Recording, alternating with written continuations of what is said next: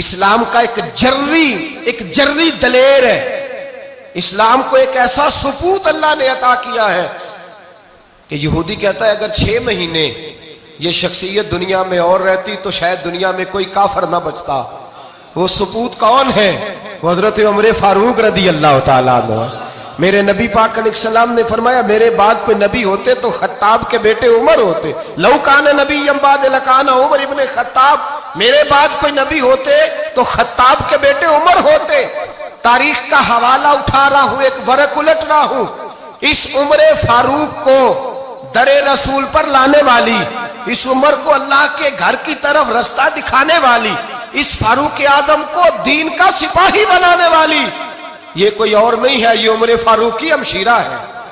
یہ جناب عمر کی بہن ہے. بہن نے بھائی کی کایا ہی پلٹ ڈالی. بہن نے ذمہ داری کا احساس کیا. بہن نے ذمہ داری کا احساس کیا تو اس رنگ میں قرآن پڑھا کہ فاروق اعظم فرماتے ہیں میرے دل سے کفر دور کر کے مجھے رسول اللہ کا غلام بنا دیا ہے. بہن اگر ذمہ داری کا احساس کرے, بہن اگر ذمہ داری کا احساس کرے. حضرت عمر فرماتے ہیں, حضرت عمر کہتے ہیں میری ایک نوکرانی نے, کنیزہ نے کلمہ پڑھا, میں اسے دروں سے مارا کرتا تھا. میں تلوار لے کے گھر سے نکلا حضور کو شہید کرنے, تو مجھے کسی صحابی نے کہہ دیا تو حضور کو شہید کرنے جا رہا ہے, گھر کی تو خیر منا, تیری بہن اور بہنوئی بھی کلمہ پڑھ گئے. کہتے میں گیا, باہر دروازے پہ تھا تو میری ہمشیرہ اندر قرآن پاک کی تلاوت کر رہی تھی. فاطمہ بنت خطاب, فاطمہ بنت, کتنا پسند ہے یہ نام صحابہ, کس نے رکھا ہوا ہے. فاطمہ بنت خطاب تلاوت کر رہی تھی. سعید بن زید بہنوئی بھی تلاوت سن رہے تھے. فرماتے میں نے قرآن سن لیا, دروازے پہ دستک دو جی. بہن نے دروازہ کھولا, قرآن پاک کے صفحے چھپا دیے. کیا کر رہے تھے تم لوگ؟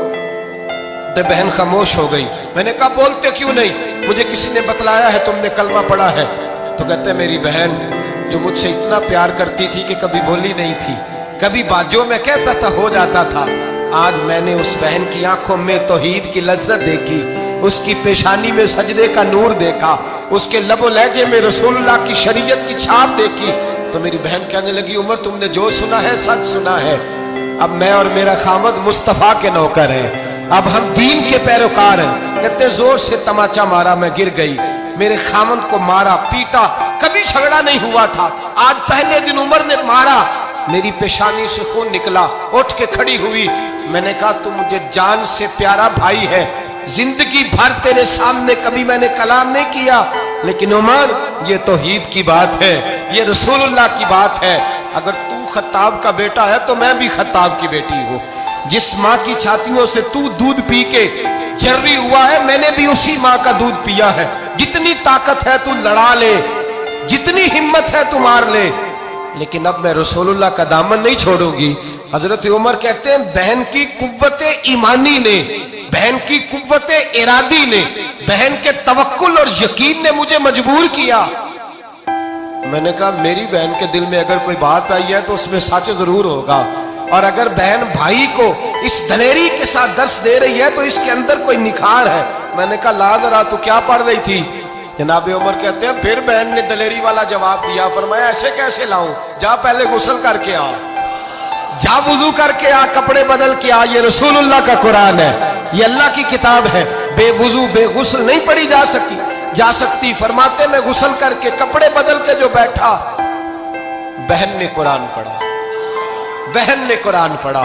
اللہ کرے بہنیں بھائیوں کو قرآن سکھانے لگے, اللہ کرے بہنیں بھائیوں کو حدیث سکھانے لگے, اللہ کرے بہنیں اپنے بھائیوں کو رسول اللہ کے در پر جھکانے لگے, اللہ کرے بہن کہنے لگے آ جا مل کر کے دونوں دین کی. بہن نے قرآن پڑھا.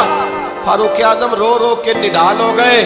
حضرت عمر کہتے ہیں بہن کی زبان سے چند آیتیں سنی تو میں نے کہا مجھے باندھ لو, ہاتھ باندھ لو, میں حضور کو قتل کرنے کے ارادے سے آیا تھا نا, اب مجھے باندھ لو. کرو آیا سا مار مقامنے نو, ہن مینو مار دے لے چلو. متے عمر دی عمر برباد ہوئے, جتھے عمر سوار دے لے چلو. اب مجھے لے جاؤ در رسالت باپ. ایک بہن نے ذمہ داری کا احساس کیا تو حضرت عمر جیسا سپوت دیا. بہنیں اگر ذمہ داری کا احساس کریں, ذمہ داری کا احساس کریں تو اسلام میں بہت بڑا انقلاب آ سکتا ہے.